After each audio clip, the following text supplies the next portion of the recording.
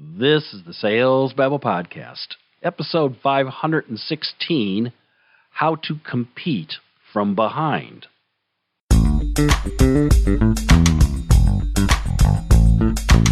Welcome to Sales Babble, the podcast that shares selling secrets for non-sellers. And now your host, Pat Helmers.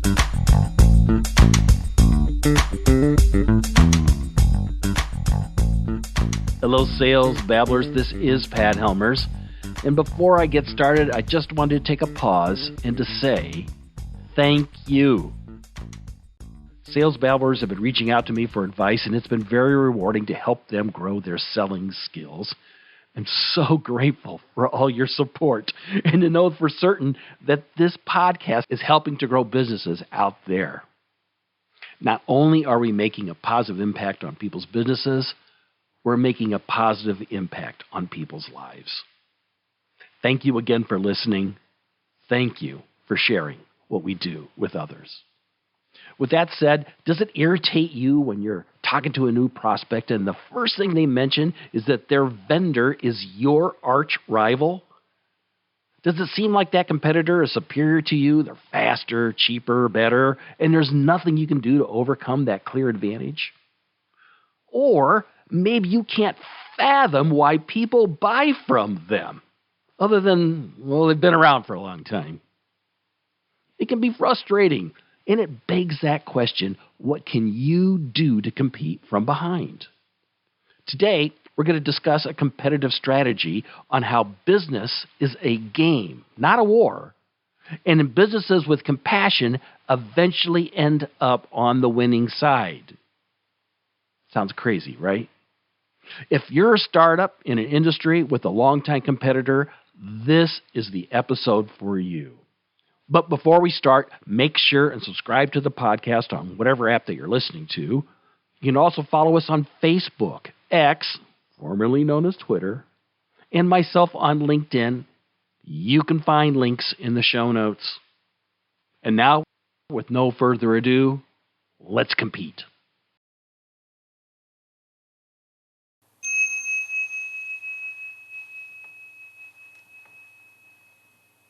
And now today's chapter.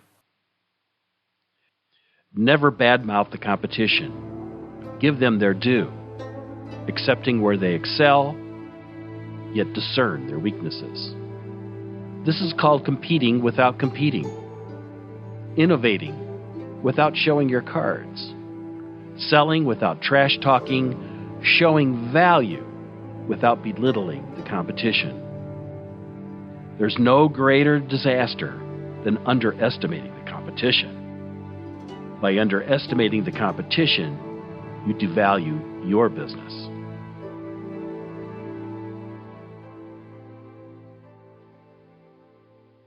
And now today's story. In the hallway, Chris pulled Pat aside. Pat, I'm so frustrated. I keep losing deals to the competition. Again and again, the prospects keeps choosing them over us, and I know why. They have a proven product. What am I going to do? Pat nodded. We have tough competitors. We're new, and they've been in business for a long time. Customers see them as the safe choice, but we have something they don't. We have a new product that in time can provide deep and lasting value. We're the next generation, but we still have gaps in our offerings. So what am I supposed to do? Asked Chris. How can I speed this up? Pat smiled. Each time you meet with someone who has this competitor, ask them what they like about them. Listen without judging. Discover where they're strong. Understand where they're weak. And with that knowledge, we can innovate a better product and in time overcome them in the marketplace. Today they're on top, but change is inevitable. Every dog has their day. It's time for a new dog.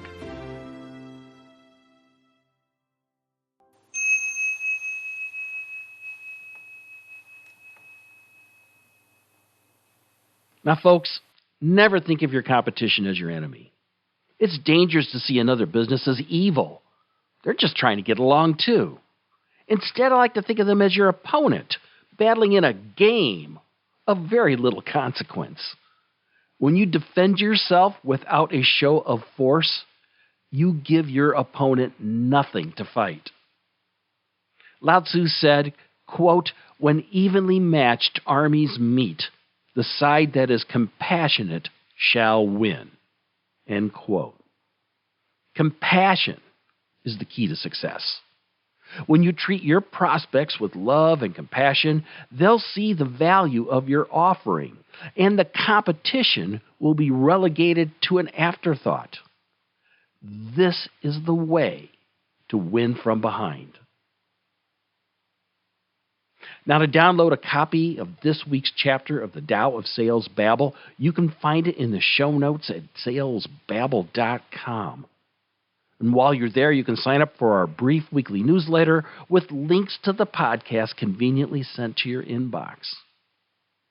Next, if you could do me a favor and share this episode with a friend who's also interested in growing their selling skills, please do. Word of mouth is the premier way of growing our sales community. And if you have any questions about sales, please reach out. You can find me on LinkedIn or click the Babble Me link on the website. Sales is one of my favorite topics. I'd love to chat. With that said, it's all I've got for today. Until next Tuesday, take care and have a highly successful and a profitable selling day.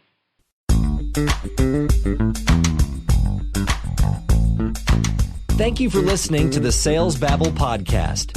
Find us at www.salesbabble.com.